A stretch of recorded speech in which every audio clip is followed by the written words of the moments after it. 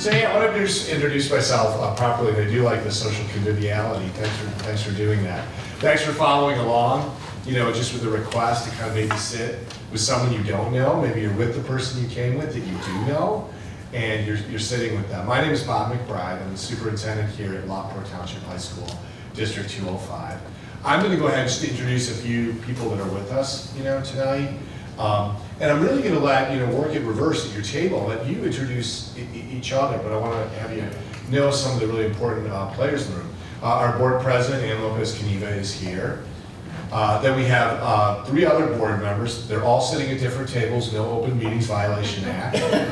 We've got Lance Teese, who's just right in the back there. We've got Candace Garrettson, she's right up here, kind of close to me. And Mr. Zion Navarra, he's just kind of waving right back there.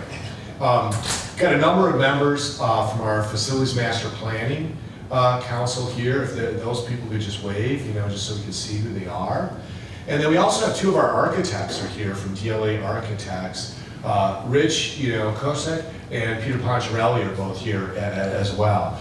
Rich is a graduate of this august institution, as is this fine gentleman right in front of me here, Mike Boniface. And I know others are as well. So I just want to kind of point out, who the folks are in the room. You might notice Eric Slager, he is in the background. We did have a number of requests for people just to record and archive this. It might be, depending on the lesson plan tonight, the world's most boring and static, because the talk is really going to take place at the table. And so there will be probably periods where if you were a viewer, and we're going to archive this, we're not live on our YouTube channel, you're going to watch it and you're going to have like 10 minutes or so where people are just talking. And that might not be so appealing, but the really appealing part is when we turn the mic over to you and ask you just to amplify the conversation.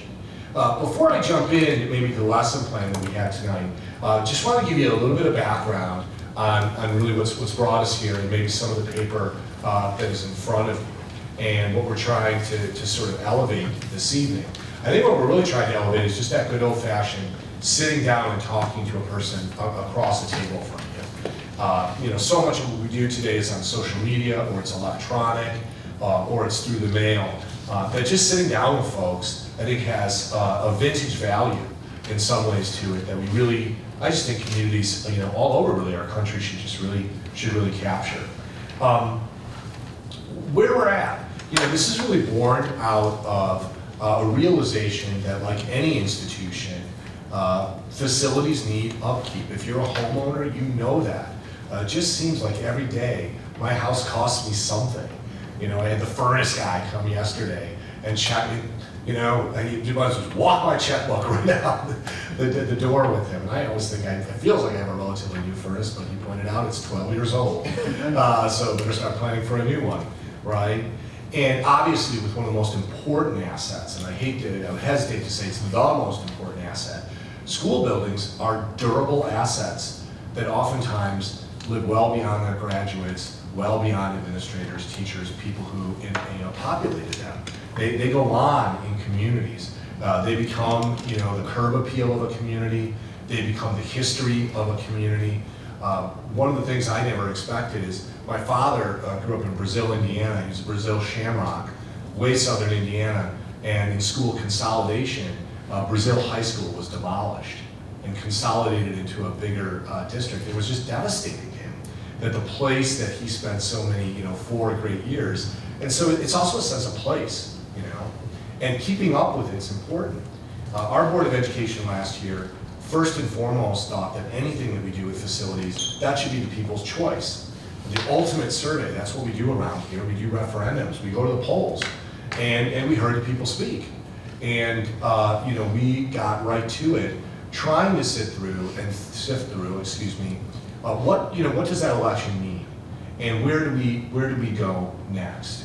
And the very next thing that we did is we had ready a community survey to send out to every single household in the district.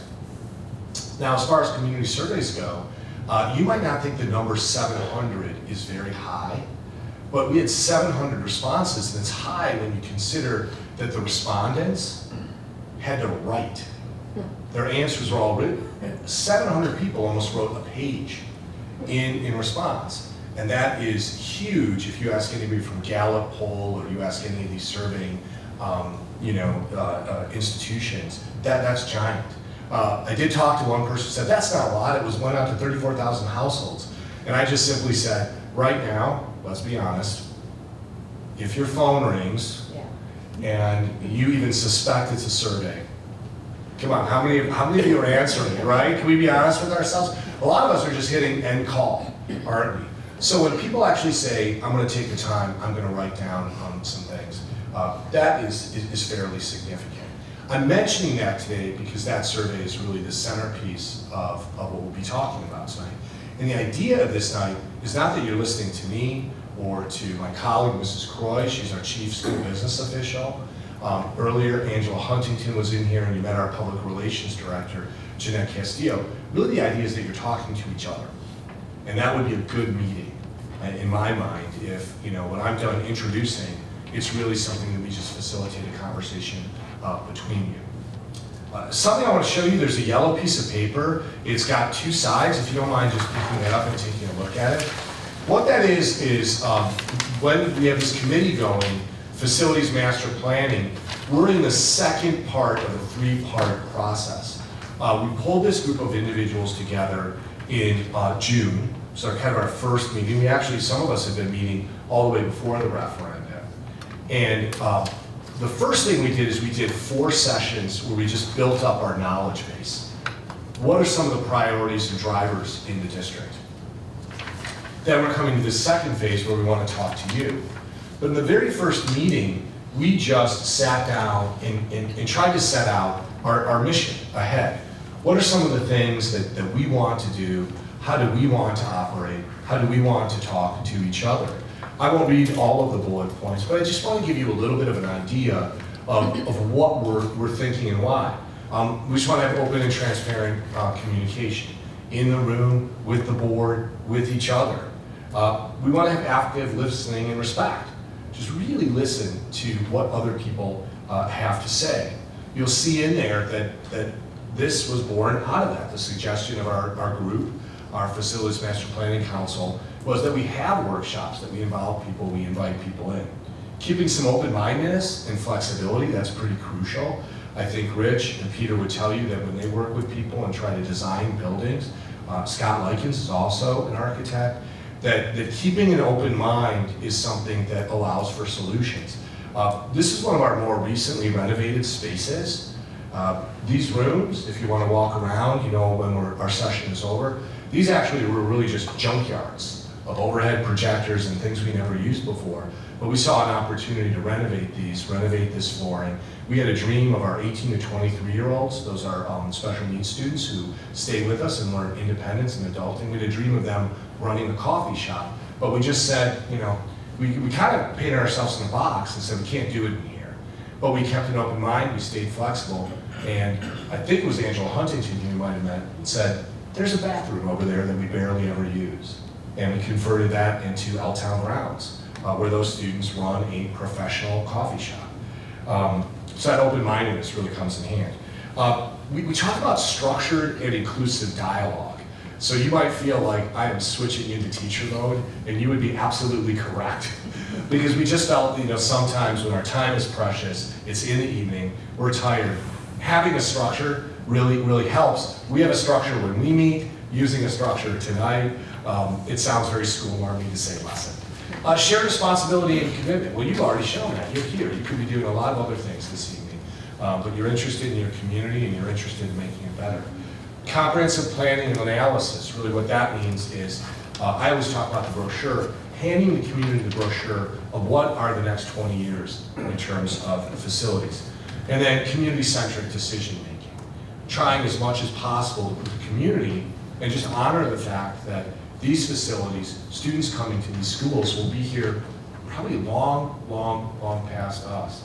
I mean, I sat in a classroom when I went to high school that my grandfather, who had passed on, he sat in. And that just really reminded me of the longevity of things. So I just wanted to share this with you, where tonight is coming from. It's coming from a group of individuals, some of whom raised their hand, a much bigger group that we're working on that. Tonight, really the centerpiece And we have extras if you would like it, but what we did is we kind of, this is a very thick report that we received on this survey. So what we did is we kind of reduced it down to the summary that we received inside of that report. So everyone should have a sheet that looks like this. And at every table, there's an action plan that came out of this survey. In essence, we worked with a company, Innovate K-12, they took those 700 responses, they took all the language that people used, and they came up with 5 bullet points. And really the purpose of tonight is we want to understand, hey, how are you? We want to understand what you think about each one of these bullet points. Yeah, we have a table right here. Sorry, having you come all the way up to the front, good gravy. We really want to get a sense of what your reaction and interaction with those bullet points is. At the end of the evening, a good teacher will give you work time before you leave, but we do just have a card we're going to put in front of you. It has a QR code. If you have a cell phone, it's a very simple survey that asks you a few things as you walk out. If you don't have a cell phone, you don't want to do it on a cell phone, we actually do have some paper copies of this survey as well, okay?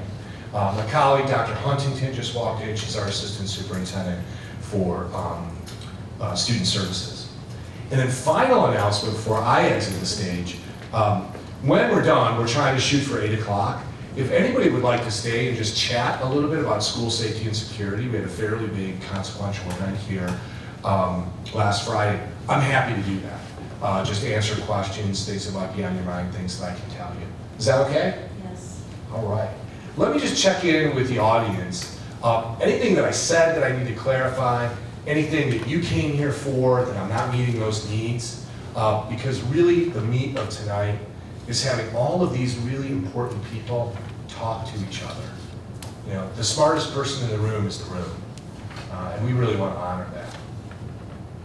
Mrs. Lopez-Caniva, anything I left out, should have said? We covered everything. Okay, all right. Mrs. Castillo, you always keep me in line. No, I heard you echoing over here in the hallway, so. And you covered your ears?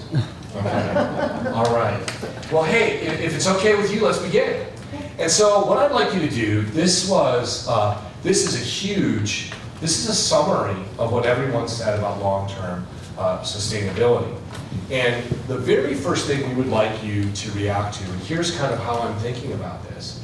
I'll kind of prompt you, and if you can have a discussion at your table. I'm Celtic in my heritage, so it's very hard for me to cut good conversation off, but I will.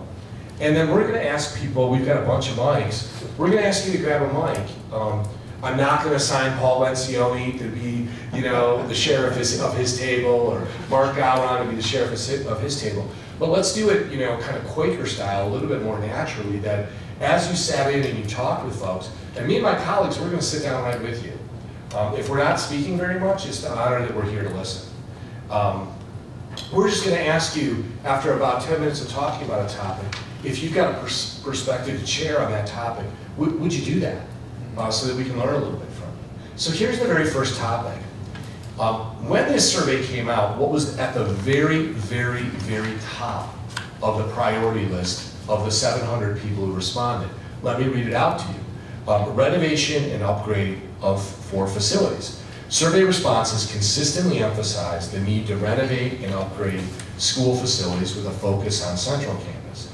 There is strong support for modernizing buildings to provide a safe and conducive learning environment that meets educational needs. Suggestions range from renovating Central Campus to building a new high school or expanding East Campus to align with future requirements.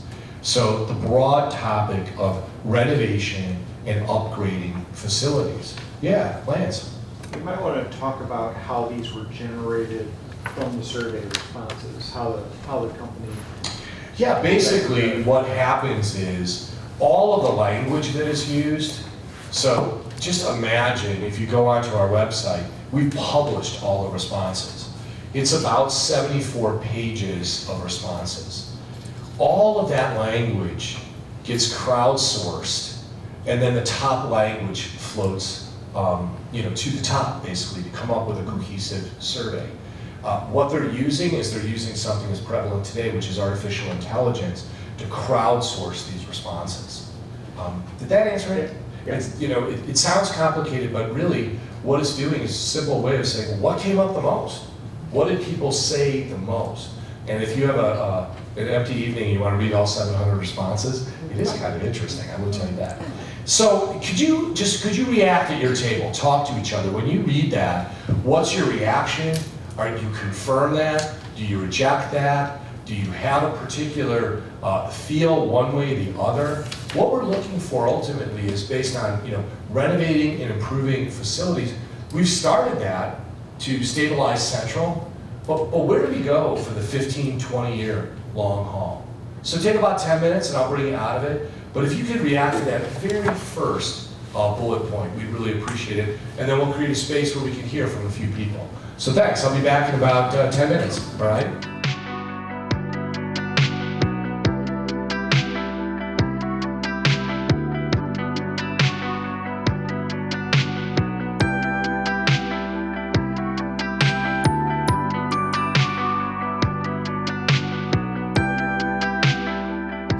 A little bit organically, you know. The purpose here is just to listen to other folks, and certainly you can choose what you heard.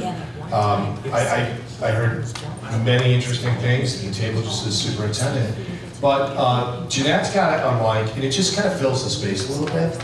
You know, can I get somebody who just, you know, something you heard at your table or something on your mind you want to share with other folks? Hello, Mike Boniface, proud reporter, class of '99. Apparently, I have to share.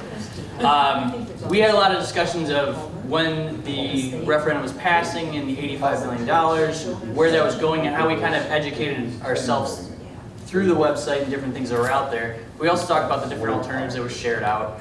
I discussed the fact that when growing up over by almost Sandburg, the farthest edge of Lockport, that they tried to pass a referendum 4 different times before I even got to high school. So hearing that go through and just seeing the change that basically East doubled in size through that referendum, we kind of talked about it's almost like a Frankenstein of sorts. It's hard to fix the entire place at once, but if you take different parts at different times and really make that great, that project great, and then move on. You almost have to have a sustainable plan over many years, because if you try to tackle it all at once, it's not going to be the best it can be. But when you kind of, like I said, I kept feeling the Frankenstein together and get all the good pieces in the right spots, it really is something just beautiful, and I think that's really what Lockport has become through this, and it's going to continue as we're talking about this type of groups meeting. I haven't heard of this in the past, so I was really excited for that reason, just to discuss this kind of as a natural forum about where we're going to go in the planning for it. Thanks, Mike. Somebody else? Yeah, thanks, Andrea. All right, hello. I'm Andrea Thornton. I'll come over here. I am a parent of 2 students who will eventually go to the high school. My daughter's in 8th grade right now, and she's really excited about going just down the street to walk to school at Central. She's excited about that.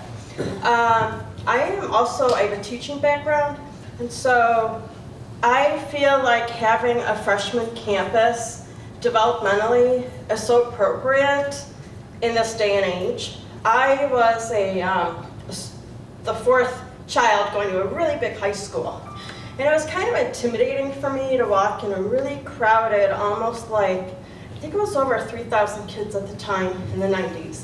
And I did well with smaller classes and a better teacher-student ratio, even though I didn't know what that meant back then. But I'm really an advocate of better quality education. And so when I read that the data shows that freshmen do better than in their own building as an introduction to high school, I think that is fabulous. And I think it should be more like that. And I don't know, finances, yeah, I don't want to pay more taxes, but I also want to pay taxes to things that show life and that we use. And so, like, I don't know, I just feel like it's nice being in Lockport and having a central campus that has some history to it. I went to an elementary school, and And I was so excited to maybe bring my daughter to that elementary school in Downers Grove and Darien. And then when I went back, it turned into a park district building. And the community was like shrinking. And so it's like really sad to see that kind of happen. So I don't know, I've been talking to other people and they have a history, like a family history of going to Central Campus. So it's kind of nice to keep that vibe going. So that's what I wanted to say. My name's Scott Likens. I have 3 boys. One graduated in May, one is a senior here, and one is a sophomore. And we talked about the fact that the last sentence of that paragraph suggests 3 very different paths for the district. And Michael mentioned, retaining that central campus as a separate freshman center. How does that, is that a good thing? Are there pros to that? Are there cons to that? Is there research that shows a benefit to it or not? And he also mentioned the term learning outcomes. So those 3 options would need to be vetted, and one of the, in our opinion, one of the most important factors to evaluating those 3 options would be the learning outcomes. Which one of those provides the best learning outcome for the students? And I think, if that is really understood, the dollars that go into that, as you mentioned, more people are going to say, I'm willing to pay for that because it provides the best learning environment, the best learning outcomes for our students and the community. That's all. Tune in October 21st, either come to the board meeting or watch it online or watch it archived. That is our annual academic achievement report. It's a huge report. We do, you're going to see it's a whopper size, about 120-page report. We don't start on page 1 in the board meeting, go to page 120, but we do focus in on some very, very particular metrics. One of the things the state evaluates schools on and rates schools on is freshman performance. And the reason why, you might say, well, that's kind of strange. Why, of the 5 things that the state counts, why is one of those important things freshman performance? And the reason why is the research behind that nationally, that the freshman year is actually the most important year of high school.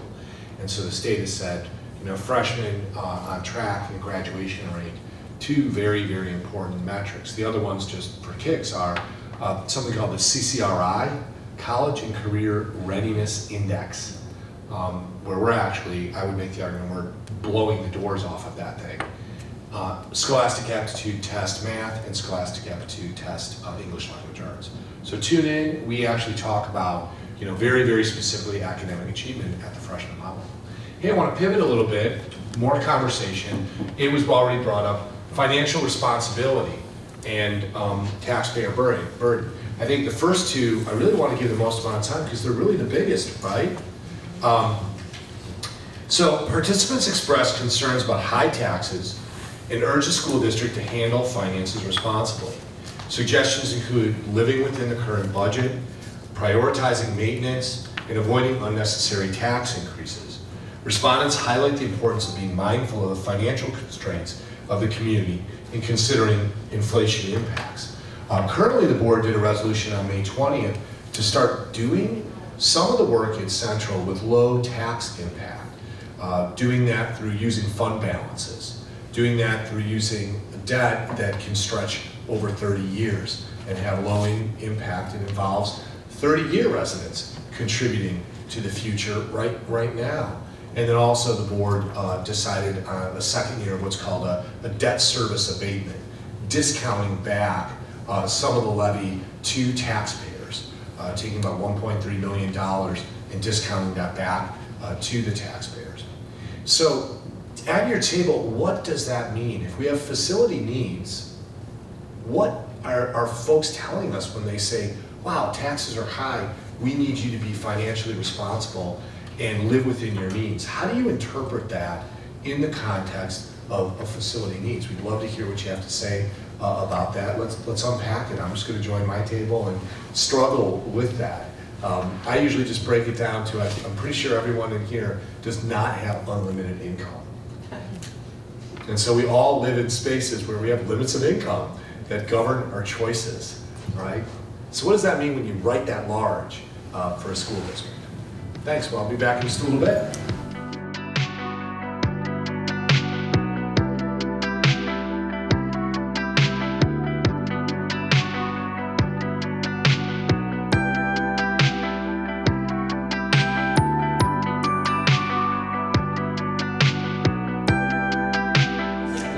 Money, taxes, paying for things, very upbeat, right? Hey, can we get a few people, what is this speaking to when people say financial responsibility, when they say live within your means, when they acknowledge a tax burden, what are kind of ultimately, let's interpret, what are people saying? We got a gentleman right back here who's ready to go. I appreciate that. Take the floor. In both of the last two conversations that we had, the elephant in the room is we can't pass a referendum for anything, okay?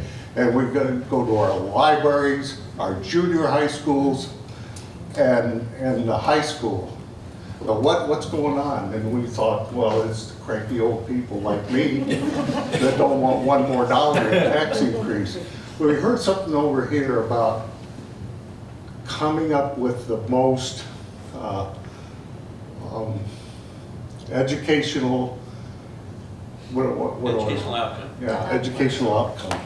So maybe that's where we start. Maybe that's where we start. But somewhere along the way, we've got to get the community to buy into a long-term target, a long-term plan that isn't necessarily going to be a school for you in Homer Glen, and it isn't necessarily going to be everything that I want for Central High School. I live 2 doors down from Central High School, so we're in the same neighborhood.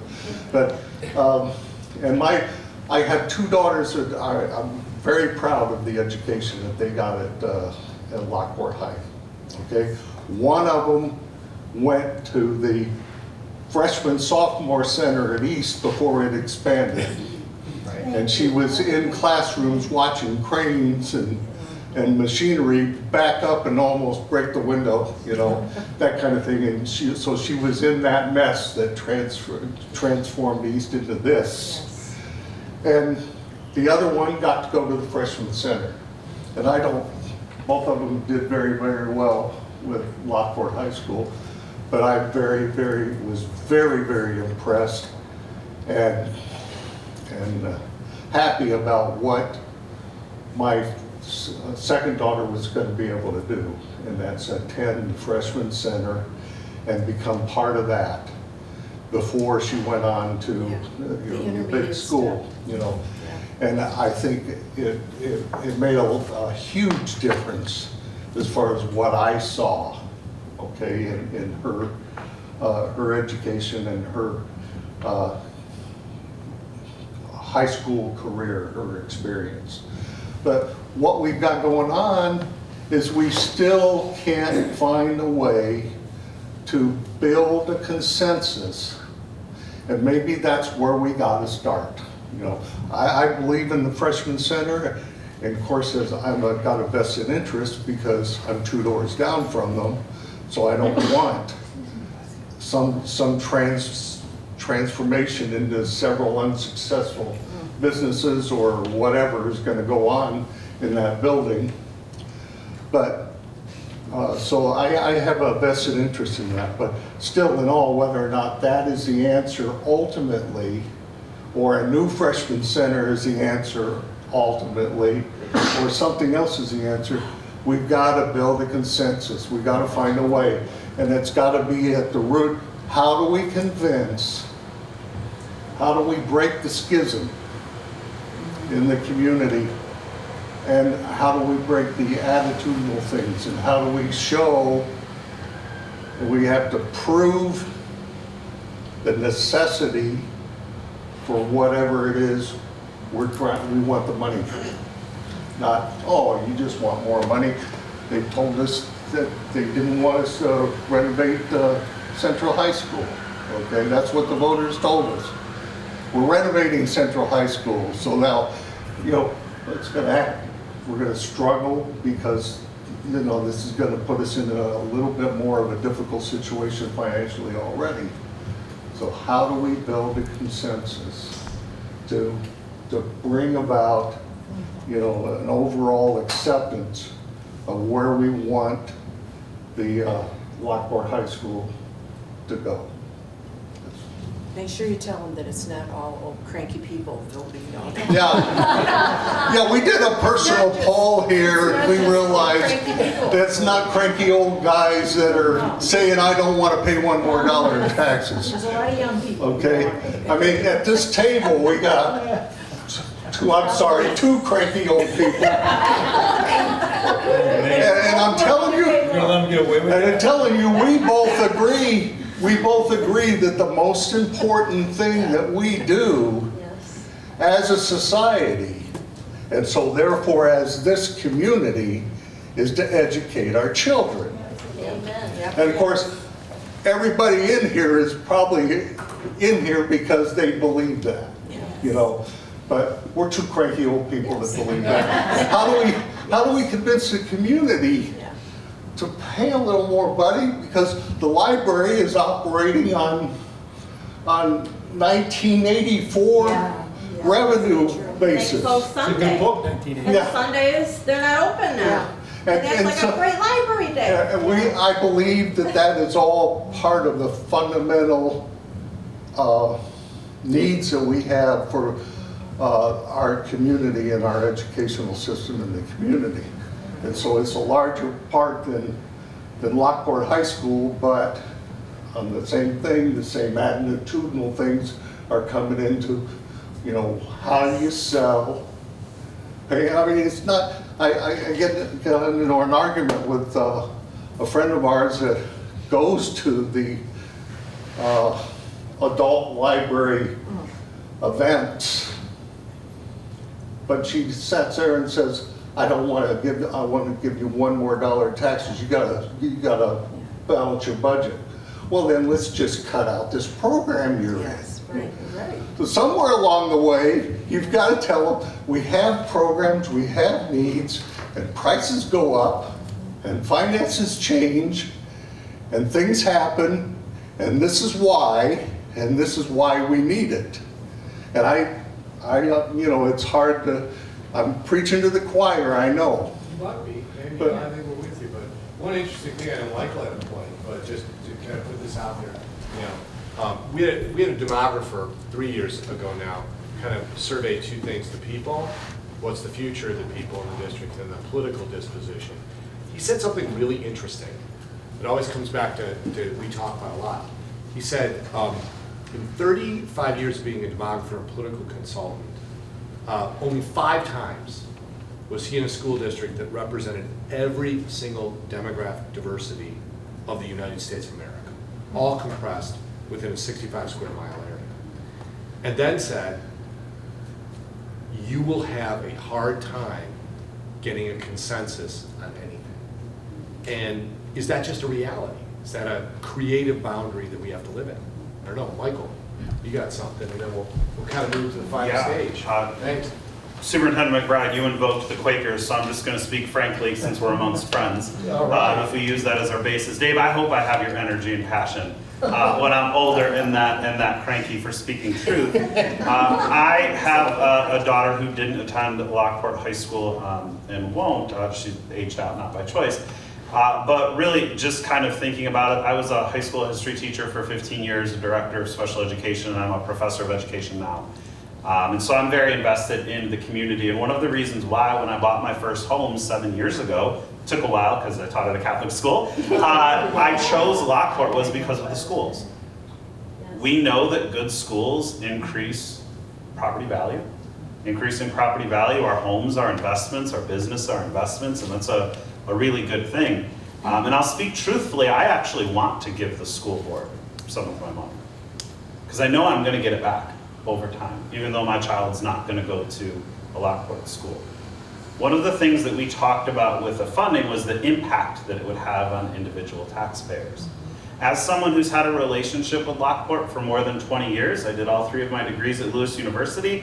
I was on the 159th Bridge suffering 20 years ago, the same way we do now. One of the things we have to think about is what do we get for the money we pay and what is the actual impact? I worked the math. It's going to cost me about $150 extra a year. It's really not a lot.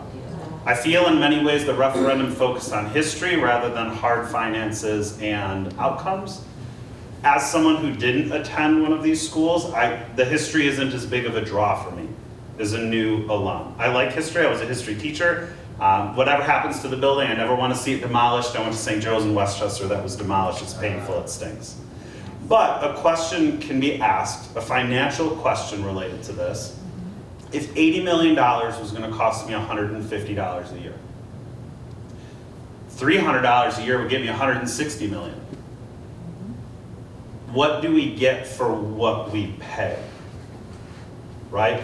A 120-year-old building is going to continue to have issues, just like all of our homes are going to continue to have issues as they age. It's better to have $160 million and build something here and consolidate our services.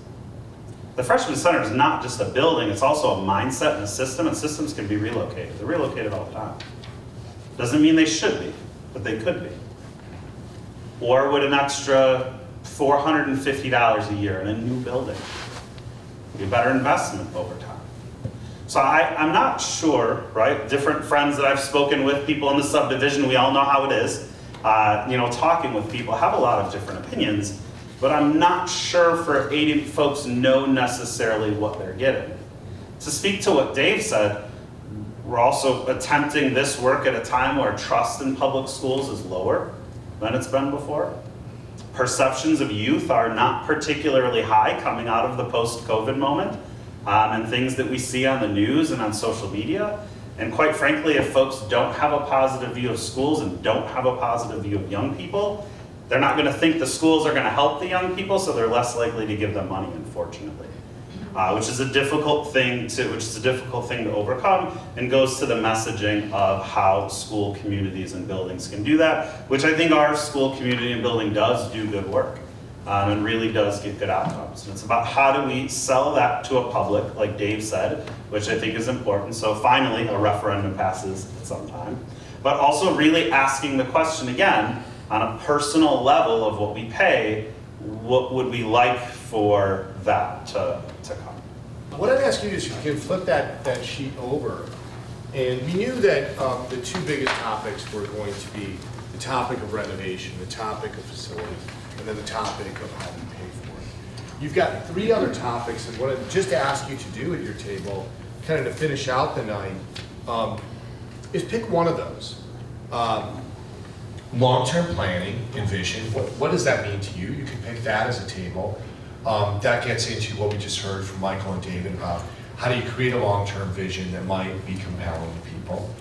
Community engagement and trust, how do you earn that? Michael just outlined, we are at a time when so many institutions, there's not a high trust factor in a lot of institutions. You could pick that, how do you build trust? And then utilization of existing spaces and resources. Kind of the final panel was, sort of a strong accent on you have everything you need. Improve within those boundaries. You could pick that. Could you at your table take one final message? What does it mean? And then we'll have somebody get the last word this evening. But one of those, pick it of the 3, and then we'll just process it out. Thanks so much. We'll take about 10 more minutes. Thank you.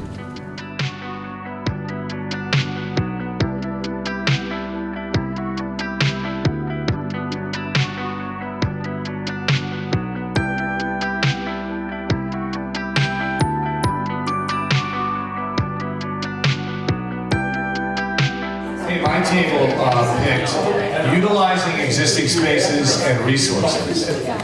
What did your table pick? That's why I said a tree. Lansing and Mike? We did the third one. All right, that's, our table had that too. Let's hear from a few people, just, you know, kind of what emerged, what came to the top of mind at your table? So coming from, I'm an assistant principal at a nearby high school district, and the level of communication and input that is gained from this district is rare. Like, parent, or mom was in education, administrator, friends who are administrators in other districts. This is a high level of communication and input that is very, very rare. And just talking about, you know, just talking here and meeting new people, and, well, I didn't know this, I didn't know that, but then the minute they started looking, everything's out there.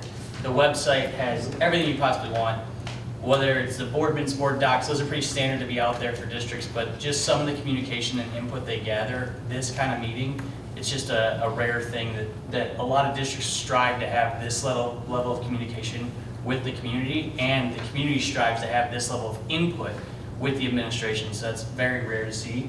And I think Lockport's just doing an amazing job of that. So I guess I was just kind of propping up Lockport in that aspect. Okay. We did the utilization of existing spaces and resources. This is the now for us at our table.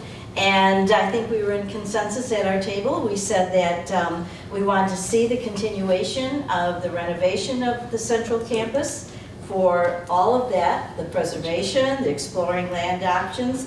We thought, why are we doing that right now and reevaluating boundaries when we know through the demographic report that was given at the very beginning of working on the referendum that said we won't be growing like that to actualize a new school building or to add on to East Campus.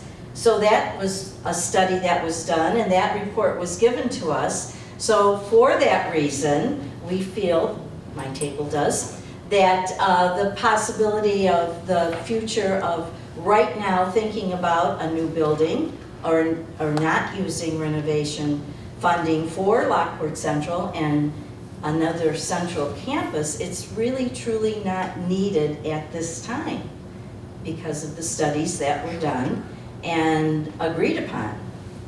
So we believe that we are on the right path and we should continue renovating all of the central campus and of course anything that has to be done at the East Campus, and that the communication between the school board and the community is excellent.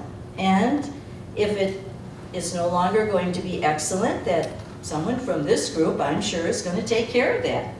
So I think that we are in a very good place at this time and to continue on. And I think the most difficulty is understanding the pie and where the money comes from when we do our renovations. Where does that come from all of a sudden? And we didn't pass the referendum, so therefore we didn't pass to have that tax increase, but yet we still found it possible to do the necessary renovations. And we have to keep that in mind. I don't think I need to use the microphone. No, as you wish. I'm a retired teacher too, so I have I know it, I know a it. voice. So to show you why we'll never pass a referendum, and I'm sort of a ringer because I'm a retired teacher and my wife is too. And I come from a district that we did 30 years of trying to pass a referendum for the exact same reasons. And we did financial oversight committees and we talked to the community. I went out as the president of the association. That's why I'm sort of a ringer, because I was the president of my association for a while, unluckily enough. And I had to go to the community and tell them that we needed money and that we showed them the budget and and most people, most common people don't understand how school systems work with budgeting and stuff, how the budgets work and the different funds and how the money is used and utilized. They look at it and they say, teacher average salary is $100,000 for a master's plus 10. That's more money than I'm making and most of the people around me. That's part of the problem, but the other problem is we keep the consensus that it would be better to build another freshman center. I don't care if they keep Central. I like Central. I used to live in Colonial Village, which is now Bolingbrook, and I went to Lockport West, which is now Romeoville. So you understand where I'm coming from. I was out here in the late 50s, early 60s when the Stevenson wasn't even built. And this used to be blue collar all the way. You couldn't have gotten anybody to agree to pay more taxes if you stood on your head and told them you could juggle with your feet at the same time. There's no way. So and our consensus here was build a new freshman center, because I'm an old educator. I love the idea of a freshman center. That really does work. They can show you the studies, I can tell you the studies and all that fun stuff. Having the freshmen segregated is the best thing in the world. It's like a school within a school. I don't know if any other educators here remember that terminology, but that also is a very popular way to used to do.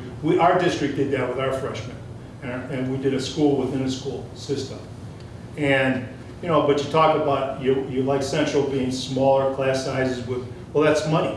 Every teacher that you spend, that's a salary and benefits that you have to pay for. Most people don't understand that. They don't understand the funding. They don't understand the utility bills for a district this size are off the charts. That's why one of my recommendations was solar. Put it on the roofs. Try and get the state to pay a lot of it, which they probably would now. So it shows you just the two different views. Like Central, I like the building. I think it's great. I think it could be used for another 150 years. But what we came to the idea that, hey, it's just as much expensive to build a brand new building right here next to, if you have the space here on this campus. So it shows you that dichotomy right there with just in the people that are vested in this. So imagine the 34,000 households trying to explain to that group, that 700 that responded you throw them out. You can't use that as your basis. Even though they wrote things, and that's really great and stuff, because you can't use that. It's the other 33,200 that didn't respond. That's the ones you have to change their minds. And as long as people believe, and I'm going to preach it for a second, then I'm going to shut up. As long as people believe that if you can't do, teach. If they believe that old philosophy, that old cliche, they'll never vote to pay more money to something they don't see the value in. Even though their kids go here and they say, oh, it's a great school. I love the school district. I think it's doing a great job. But the problem is I'm just one person. There's 33,000 other people out there that they might tell you they agree, and then they walk away. So what percentage of people voted for the referendum with the amount of households that can vote in this district? That's what you have to look at. If that percentage is less than 30% or 40% or even 50%, you've got a problem trying to pass a referendum. We did the research in Crete. Bob knows my former superintendent that I went on strike with in Crete because of that. And we were the double whammy. The households in Crete, proper, the state looked at them and they said they're rich because of all the land. So what they would do, the double whammy, was they'd lower our state tax part. We get basic state taxes for ADA, average daily attendance, and then everything else was on the tax base from property taxes. See, people don't understand stuff like that. So it's a tough equation. But then I really like the idea that 800 people responded, but that doesn't mean anything. There's 33,000 others that didn't. So I'm done. I'm off my soapbox. That was a good soapbox to be in. I'm going to be sure to tell Steve Humphreys we saw each other again. Yeah. Tell me Jay said hi. Yeah, and one of the things I just wanted to point out, and sorry I'm using my principal voice, I hope I don't sound like I'm yelling at you. But one of the things I want to point out is, really the benefit of this type of meeting is there are super interesting consensus points, right? Like one of the things that this group seems to be rallying around is the idea of a separate treatment of freshmen. Yes. And there's research to base that, but every community has to decide that for themselves. I think that's helpful. I don't want to speak for the board, but I think that's helpful. That's a helpful piece of knowledge. Another consensus that this group had is it is a challenge to come to consensus, and the challenge is school finance, for many different reasons, is one of the toughest things to engage people on. For all the reasons that we heard here today, it can be a huge, huge challenge. It creates a creative constraint. Solar, we're actually looking into solar. Just so you know, we've got a pretty tight proposal right now. The reason why we're looking into solar is there's two different models. You know, one, it can generate revenue to generate bonds that don't impact taxpayers at all, or two, it can actually keep the lights on here and deal with that energy. So we're pretty close to going a little bit further. If you are interested, a couple of fun things at the next board meeting to tune into. We are going to have PMA Financial talk about something called life safety bonds. What are those? What do those cost the community? What do those cost the district? We are going to have Berglund Construction is just going to come in. They did all the ceiling replacement. They were the people who got up into Central and did all that ceiling and some of the wall work. And they're just going to come and talk to the board and say, this is what we learned. The reason why they're coming in October is because in September, we always do a very, very large student acknowledgement, and there just really wasn't time to bring them in. So those are two interesting things. And then the third interesting thing, we'll do our academic annual report, where some of those pieces, those academic pieces and results we get, where we get them from, they will be there.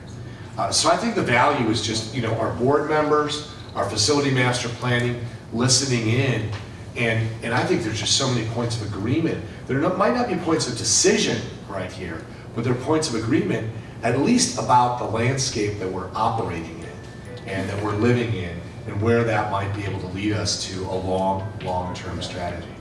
We have two more forums, October 10th, which will be right in this spot again. October 24th, we will be in Central. On behalf of the board, we really thank you for being here. Thanks so much, everybody. You guys are great. Thanks for coming out for your schools. Yeah, thank you.